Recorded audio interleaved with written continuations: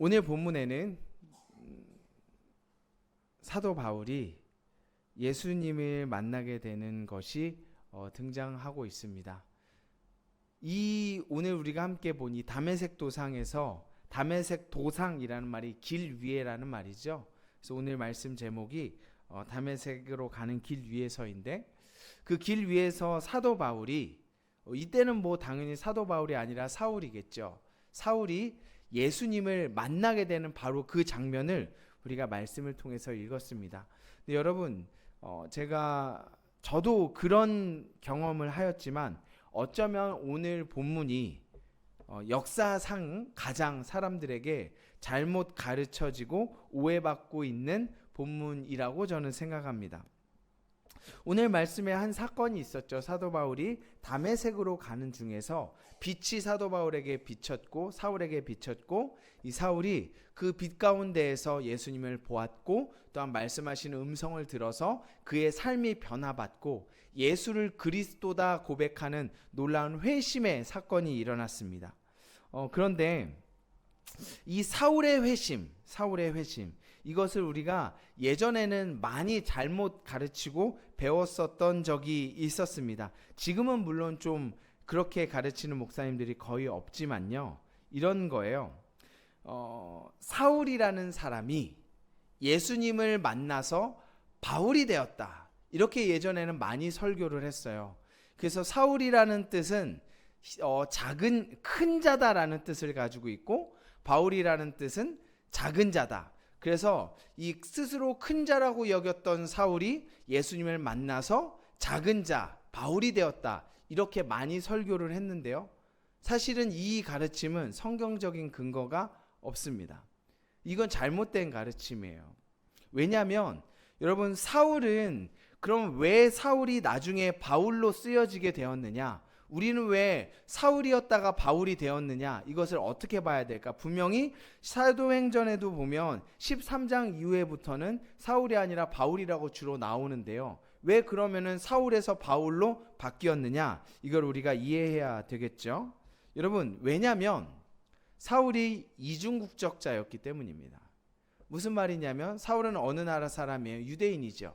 히브리인이고 유대인이었습니다. 그랬기 때문에 히브리식 이름 사울을 가지고 있었고요. 하지만 우리가 다 아는 것처럼 사울은 또 어디 시민이었어요?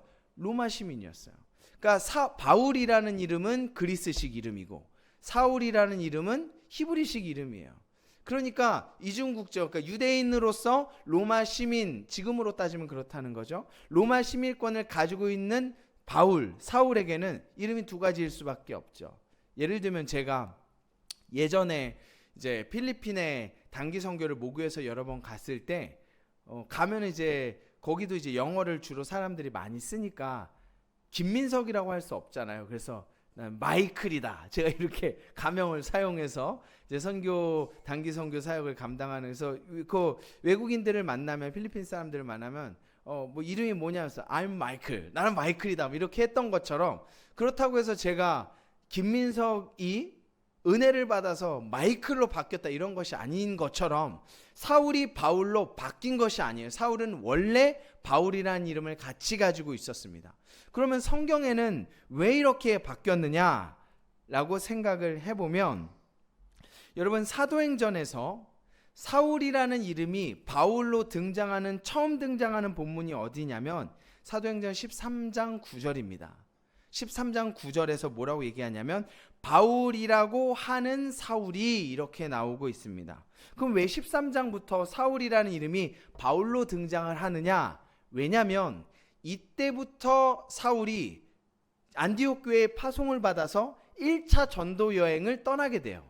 그러니까 이때부터 사울이 본격적으로 선교 사역을 감당하기 시작한 것이죠. 선교 사역이라고 하는 것은 유대인들과 히브리 지역의 유대와 사마리아 지역에서 하나님의 복음을 전하는 일을 감당한 것이 아니라 여기저기 유럽과 당시의 로마 제국의 영향을 받는 지역에서 사울이 선교를 했기 때문에 당연히 사울은 무슨 이름을 써요? 헬라식 이름을 써야 됐죠. 그래서 바울이라고 적혀 있는 거예요.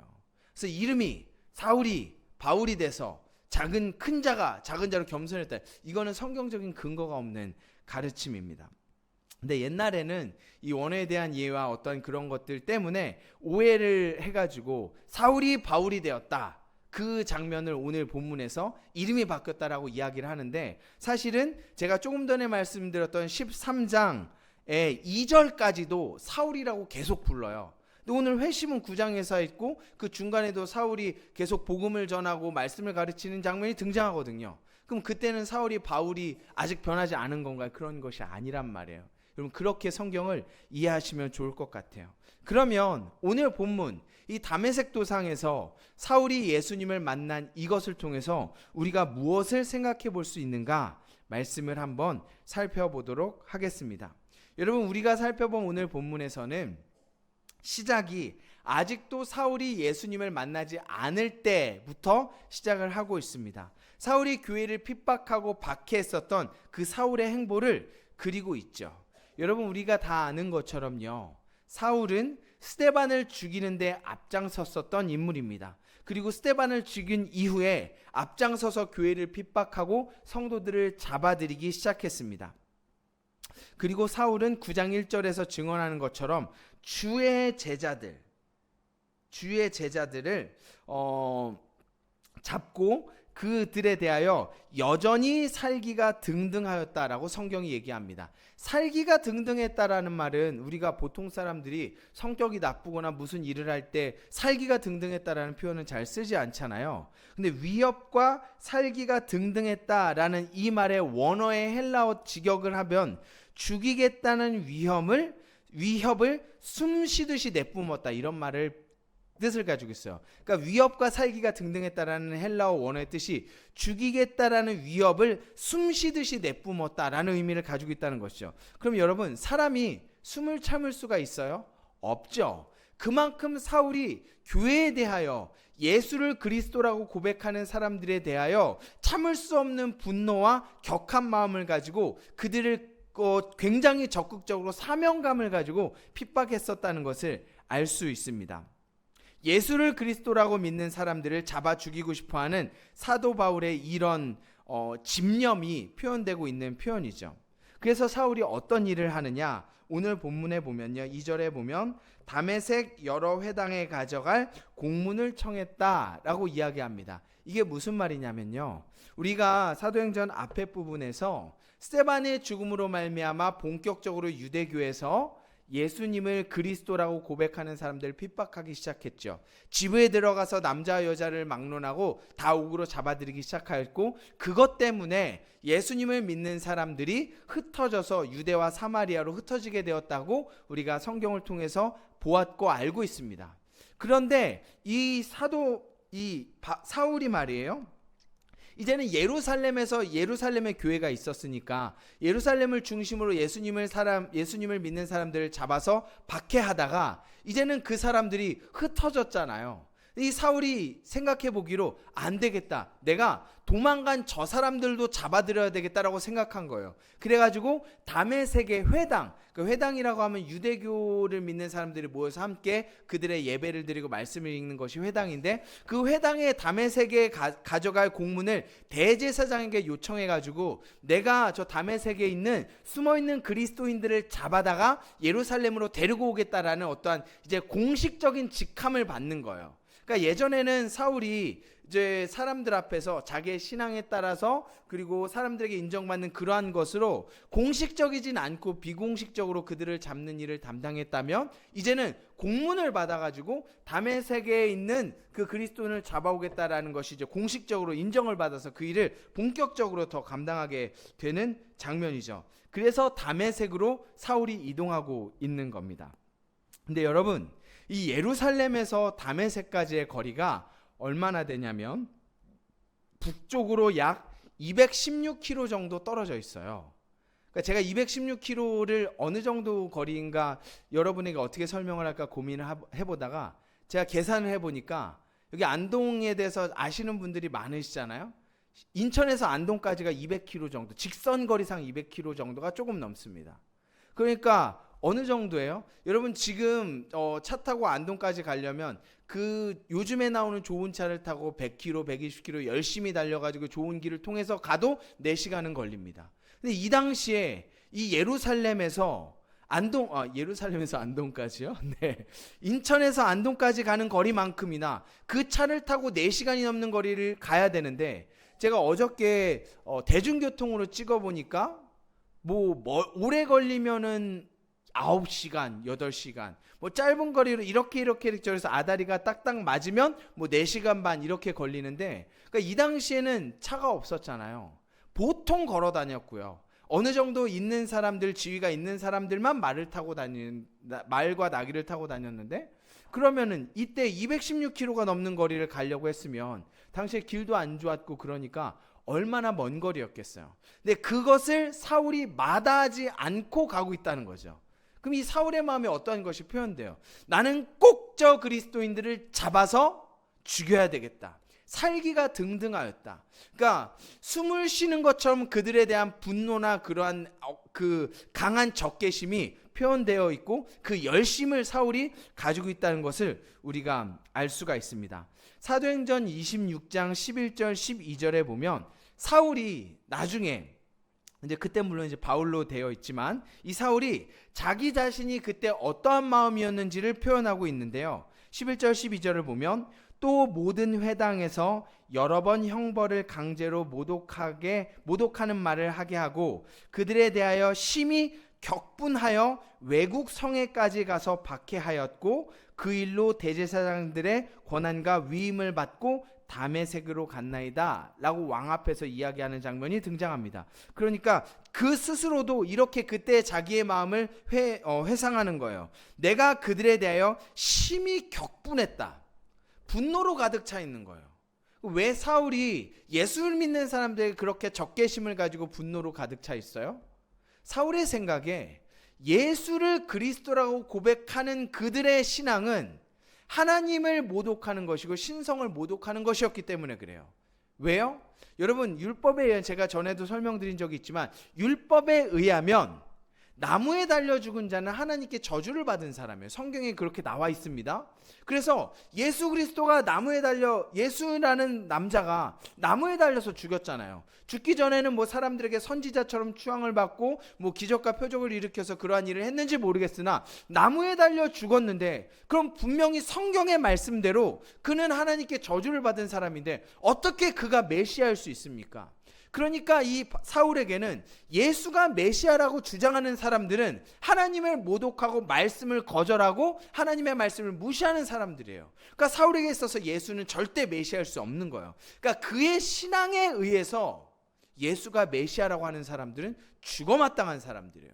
그러니까 그만큼 사울이 유대교의 신봉자였고 유대교의 맹렬히 하나님에 대한, 구약의 하나님에 대한 그러한 사랑을, 그 열심을 가지고 있었다는 것을 우리가 알 수 있는 것이죠. 그러한 마음으로 사울이 본격적으로 스데반을 죽였고, 그리고 예루살렘에 있는 기독교인들을 핍박하였고, 쫓아서 그들이 도망간 다메섹까지 가서 그들을 잡아오려는 나름대로의 그 자신에게는 사역이었겠죠. 그런 모습을 가지고 다메섹으로 가고 있습니다. 근데 그때 어떠한 일이 벌어졌어요? 3절 한번 같이 읽어볼까요? 사울이 길을 가다가 다메섹에 가까이 이르더니 호련히 하늘로부터 빛이 그를 둘러 비추는지라. 여러분, 이 사울이 예수 믿는 사람들을 잡아 죽이기 위해서 다메섹으로 가고 있는 길에 갑자기 다메섹에 가까이 왔을 때 그에게 강한 빛이 비쳤습니다. 강한 빛이 비쳤어요. 근데 이 빛은 나중에 이제 사도행전을 계속 보면 사울에게만 비쳤었던 것이 아니에요. 이 사울과 함께 했던 다른 사람들도 볼 수 있도록 빛이 비쳤어요. 그리고 우리가 7절에 보면 같이 가던 사람들은 소리만 듣고 아무것도 보지 못하여 말을 못하고 서 있더라라는 것을 보면 빛 가운데서 일어났던 어떤 소리도 같이 사람들이 들었었던 것이 분명한 것 같아요. 여러분, 사울이 지금 어떤 상태였죠?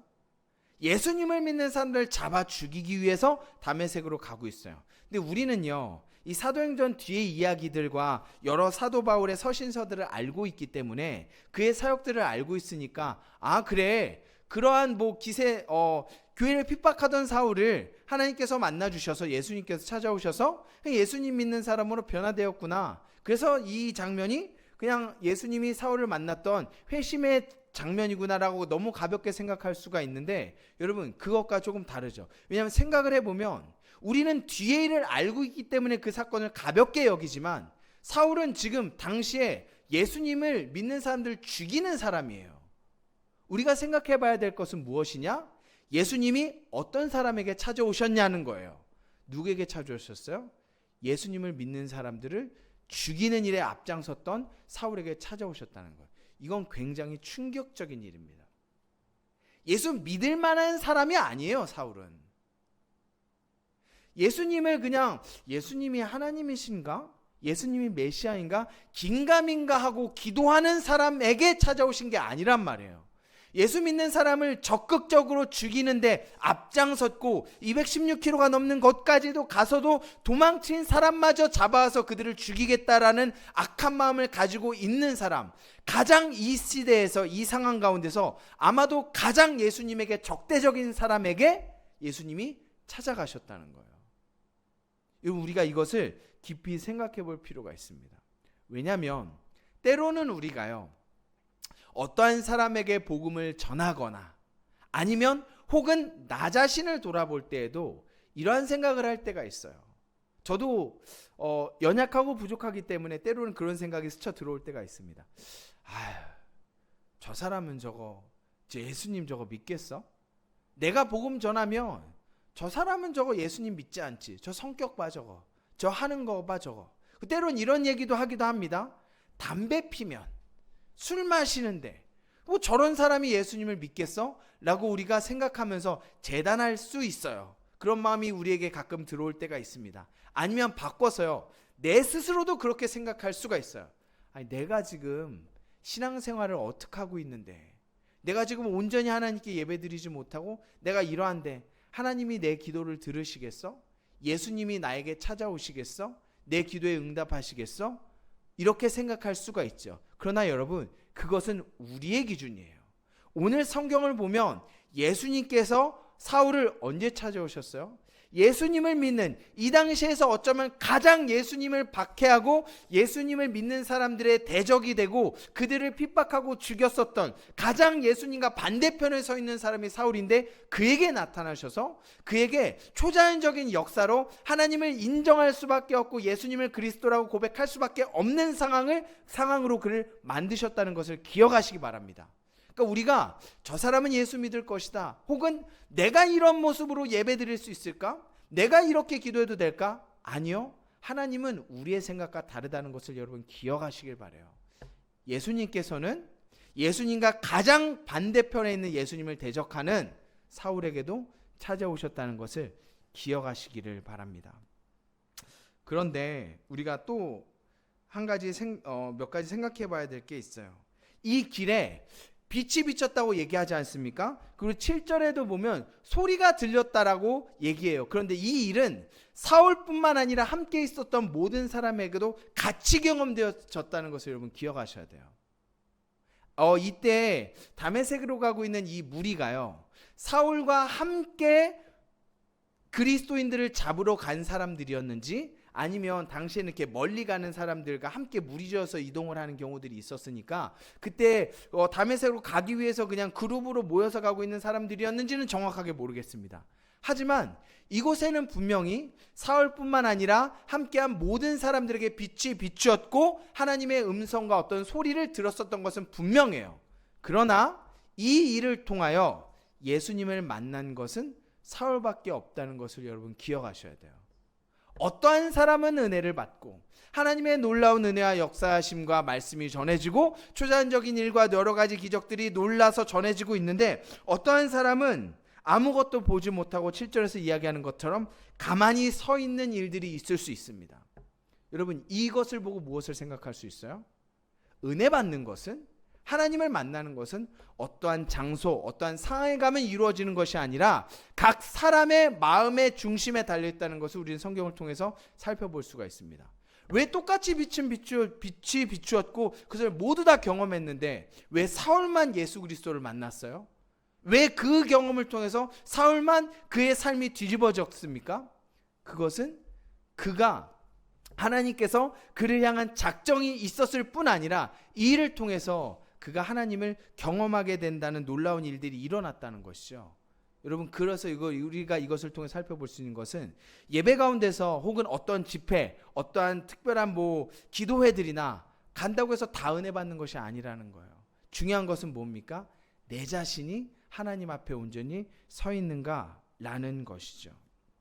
또 한 가지만 더 살펴봤으면 좋겠습니다. 4절에 보면요, 사울이 땅에 엎드려졌어요. 강한 빛이 그에게 비춰졌을 때 그가 땅에 엎드려져서 뭐라고 얘기하냐면, 예수님께서 먼저 말씀하시죠. 사울아 사울아 내가 어찌하여 나를 박해하느냐라고 예수님께서 사울에게 말씀하셨습니다. 사울아 사울아 내가 어찌하여 나를 박해하느냐. 여러분, 왜 네가 어찌하여 나를 박해하느냐라는 이것은 예수님께서 야, 너 왜 나를 박해하는 거야? 이 이유를 좀 얘기해봐, 이런 의미로 얘기하신 것이 아니에요. 이것은 어려운 말로 수사 의문문이라는 것인데, 예를 들면 이런 거예요. 제가 사랑이한테, 사랑아, 목사님이 아이스크림도 못 사주겠어? 이게 무슨 말이에요? 사랑아, 내가 과연 너에게 아이스크림을 사줄 수 있을까? 못 사줄까? 너의 의견을 얘기해봐. 이런 말이 아니잖아요. 어떤 의미예요? 아이스크림을 사주겠다는 어떤 확답의 표현이죠. 마찬가지로 사울아 사울아 네가 왜 나를 박해하느냐라는 말은 네가 왜 나를 박해? 한번 이유를 얘기해봐가 아니라 박해하면 안 된다는 것을 예수님께서 강하게 그에게 책망하시면서 말씀하고 있는 거예요. 왜 나를 박해하니? 이유를 말해봐. 이런 것이 아니라는 것이죠. 여러분, 사울이 예수님을 박해했습니까? 사울은 예수님을 사실은 직접적으로 박해하지 않았어요. 예수님을 박해하지 않고 사울은 누굴 박해했죠? 1절에 보면 주의 제자들에 관하여, 그리고 2절 중반에 보면, 여러분 이거 굉장히 중요한데요, 그 도를 따르는 사람들을 만나면이에요. 사울이 박해했었던 사람들은 어떤 사람입니까? 예수님의 제자, 그리고 그 도를 따르는 사람들. 그러면 우리가 9장 1절을 보면 주의 제자들에 관하여 라고 하면 이 사울이 12사도, 예수님의 제자 12사도만 박해했나요? 그렇지 않아요. 여기에서의 1절에 나오는 주의 제자들은 예수님을 선생으로 모시며 그의 길을 따라가는 사람들을 이야기합니다. 제가 학부 때 제자도라는 과목을 학부에서 신학과에서 배운 적이 있는데, 핵심이 이거예요. 당시에 로마 그리스도 이 시대에 제자와 스승의 관계는 무엇이냐면, 단순히 지금 교권 추락이나 여러 가지로 굉장히 시끄러워서 당신이 지금처럼 선생님이 수학이나 영어나 과학을 가르치고 그것을 학문적인 것만 배우는 것을 스승과 제자 사이라고 이야기하지 않았습니다. 당시의 스승과 제자는 항상 그와 함께하고 먹고 마시면서 그의 삶과 인격과 모든 것들을 흡수하며 같이 배우는 것을 제자라고 얘기했어요. 그러면 1절에서 주의 제자라는 것은 단순히 그냥 말로만 예수님이 그리스도예요, 내가 예수 믿는 사람이에요, 또 그 교회 공동체가 좋아서 내가 그곳에 함께 할 거예요, 예배할 거예요 라고 얘기하는 사람들을 의미하는 것이 아니란 말이에요.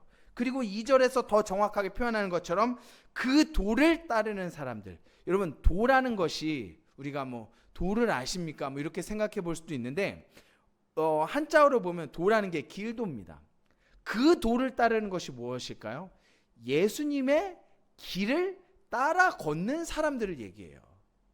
그냥 예수님이 메시아시다, 그것을 아는 것에 그치는 것이 아니라 그 길을 따라 걷는 사람들을 얘기해요. 사울은 그들을 잡아서 핍박하였고 그들을 박해했습니다. 그리고 예수님께서 뭐라고 말씀하신 줄 알아요? 예수님의 길을 따라 걷는 사람들, 예수님의 제자들을 핍박한 사울에게 왜 나를 핍박하느냐라고 말씀하신다는 거예요. 사울은 예수님을 직접적으로 핍박하거나 박해한 적이 없었습니다. 하지만 예수님께서 예수님의 길을 따르고 그의 제자들을 핍박하는 것을 자신을 핍박한다고 받아들이시면서 일체화해서 말씀하고 계신다는 것을 알 수 있어요. 여러분, 이게 굉장히 놀라운 얘기입니다. 그러면 우리가 이것을 통해서 깨달을 수 있는 것이 무엇이냐? 여러분과 예수님과 하나라는 것을 우리가 깨달을 수 있어요. 예수님을 믿고 그 도를 따르는 사람들을 박해했는데 예수님이 사울에게 뭐라고 했어요? 왜 나를 박해하느냐? 네가 왜 나를 박해하느냐라고 얘기했죠. 여러분, 어떻게 하나님을 박해할 수가 있겠어요? 어떻게 하나님을 박해할 수가 있겠습니까? 그런데 예수님을 그냥 나 믿어요라고 얘기하는 사람들이 아니라 정말로 참 믿음을 가지고 그 길을 따라 걷는 사람들을 박해하고 핍박하는 것을 예수님을 핍박하고 박해하는 사람들과 예수님이 똑같이 말씀하시고 있다는 거예요. 어떻게 그게 가능합니까? 여러분, 예수 믿는 것은, 교회는요, 교회의 머리가 누구예요? 예수님이시기 때문에 그래요. 여러분이 사람으로 따지면 여러분은 팔이고 다리고 지체이지만 예수님이 머리이기 때문에 팔을 때리면 머리는 안 아픕니까? 하나이기 때문에 그래요. 우리가 예수님과 연합하였기 때문에 그렇습니다. 그래서 이것을 예수님을 직접적으로 박해하거나 핍박하지 않아도 예수 믿는 사람들을 핍박하고 박해하면 예수님께서 나를 핍박하고 박해한다라고 이야기를 하는 것이죠. 그럼 여러분, 이게 굉장히 무서운 일이에요. 왜냐하면 여러분의 옆에 있는 성도들을 한번 보세요. 권사님들, 집사님들, 함께 예배하는 성도님들 누구예요? 예수님이에요. 왜요? 그가 예수님과 연합하였기 때문에. 그래서 우리가 서로를 어떻게 봐야 돼요? 예수님 대하듯 해야 되는 거예요. 여러분, 이거 굉장히 조심하셔야 됩니다. 옆에 편하고 내가 오래 알고 같이 신앙생활하고, 혹은 나는 권사고 저 사람은 그냥 성도니까, 나는 나이가 많고 쟤는 어리니까 라고 생각해서 하대하거나 함부로 대하시면 안 돼요. 상처 주는 말을 하시면 안 됩니다. 왜요? 그 사람이 예수님과 연합한 사람이기 때문에. 혹시 여러분의 말과 행동을 통해서 그 사람에게 상처를 주고 아픔을 주었다면 여러분 회개하셔야 돼요. 왜요? 그것은 예수님께 상처 준 것과 진배 없기 때문입니다. 마찬가지로 우리가 이 말씀을 통해서 큰 위로를 얻을 수 있어요. 그만큼 예수님이 우리를 위하신다는 것이죠. 예수님이 우리를 어떻게 생각하세요? 너는 그냥 날 예배하기 위해서, 그냥 나를 어떻게 높이기 위해서 사용하는 종이나 시종처럼 부리는 것이 아니라, 우리가 아까 찬양한 것처럼 예수님 우리를 친구라고 부르시고 더 나아가서 우리와 하나라고 말씀하시는 거예요. 그러면 예수님께서 얼마나 우리를 위하시겠습니까? 사도 바울은 나중에 로마서 8장 31절에서 이렇게 말합니다. 그런즉 이 일에 대하여 우리가 무슨 말을 하리요? 만일 하나님이 우리를 위하시면 누가 우리를 대적하리요? 아들을 아끼지 아니하시고 우리 모든 사람을 위하여 내주신 이가 어찌 그 아들과 함께 우리의 모든 것을 우리에게 주시지 아니하겠느냐? 이게 예수님께서 우리를 향한 마음임을 기억하시기 바랍니다. 그러니까 여러분의 환경과 여러분의 상황과 내가 어떠한가 상관없이 여러분이 그 길을 따라 걷는 사람이라면 예수님이 여러분을 어떻게 인식하고 있는지 꼭 기억하시길 바라요. 내가 예수님과 하나구나. 예수님이 내 안에 있고 내가 예수님 안에 있구나. 꼭 기억하시길 바랍니다. 제 말씀 정리하겠습니다. 여러분, 예수님께서는 예수님을 믿는 사람을 죽이고 핍박했던 사울에게도 찾아오셨다는 것을 기억하시길 바랍니다. 그래서 우리가 이걸 판단하면 안 돼요. 저 사람은 아니요. 제가 옛날에 이 얘기를 드린 적이 있는데, 전에 교회에 사역할 때 이런 분 계셨어요. 교회 잘 다니던 어떤 성도님 가정이었는데, 이제 목사님에게만 그런 얘기를 드렸는지 모르겠지만 교회 갑자기 안 나오기 시작해 하셔가지고 신방을 갔더니 이런 얘기를 하셨다는 것을 들었습니다. 목사님, 제가 집에 사업이 좀 풀리고 일이 좀 되면 예수님 믿고 그때 교회 나올게요 라고 얘기하더라고. 여러분, 그건 바람직한 신앙이 아닙니다. 내가 사업이 잘 되고 내가 일이 잘 되고 내가 상황이 좀 괜찮아지면 예수님을 믿겠다? 여러분, 그게 예수님 믿는 게 아니에요. 예수님은 나의 상황에 따라 믿는 분이 아니라 나의 전 존재와 관련되어 있는 분임을 기억하시길 바랍니다. 예수님이 여러분 안에 있고 여러분이 예수님과 연합한 존재임을 꼭 기억하시길 바랍니다. 그래서 우리가 어떠한 사람이 담배를 피거나 술을 마시거나 성격이 어떻거나 저쩌거나 해서 저 사람에게 예수님을 전하지 않는다면 어쩌면 하나님의 일하심을 우리가 제한하고 있을 수 있을지 모르겠습니다. 또 한 가지 측면으로는 우리도 마찬가지예요. 우리도 내가 예수님께 지금 기도하면 들어주실까? 내가 하나님을 지금 예배할 수 있나? 때론 그런 생각이 들어요. 죄를 짓고 넘어지고 연약할 때 교회에 나온 것이 굉장히 부담스러울 때가 있죠. 내가 하나님께 예배할 수 있을까? 그렇지 않아요. 가장 빠른 길은 여러분이 어떠한 상황에 어떤 환경이 있더라도 예수님께 나오는 그것이 가장 바람직한 길임을 기억하시길 바랍니다. 왜요? 예수님께서 예수님을 박해하는 죽이는 사람들, 예수님을 가장 그 당시에 핍박했던 사울에게도 나타나셨다는 것을 기억하시길 바랍니다. 그리고 또 한 가지, 예수님께서는 예수님의 길을 따르는 사람들을 자기와 동일시 여기는 것으로 표현하셨다는 것을 기억하시길 바라요. 그래서 우리 옆에 있는 성도들이 보통 존재가 아니라는 것을 기억하시기 바랍니다. 사랑과 섬김으로 항상 그렇게 대하셔야 돼요. 함부로 말씀하시면 안 됩니다. 함부로 대하시면 안 돼요. 예수님께 하듯이 꼭 그러한 사랑의 섬김이 우리에게 있길 바랍니다. 그리고 마지막으로 이 빛을 비추고 소리를 말씀하신 하나님의 역사가 그곳에 있는 다른 사람들에게도 같이 있었다는 것을 기억하시길 바라요. 그러나 예수님을 만난 사람은 사울밖에 없었어요.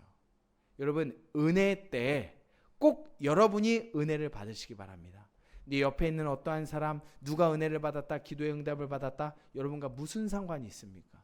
하나님께서 기회 주실 때 은혜 받는 사람이, 예수님을 만나는 사건이 옆에 있는 누구 김집사, 최권사, 박집사가 아니라 여러분이 되시길 바랍니다. 그 사모하심으로 하나님께 나아가시길 바라요. 그러면 후히 주시고 꾸짖지 않으시는 예수님께서, 우리를 누구보다도 위하시는 예수님께서, 만일 하나님이 우리를 위하시면 누가 우리를 대적하리요? 라고 말씀하신 예수님께서 우리를 위하시며 한량없는 은혜를 주실 줄 믿습니다.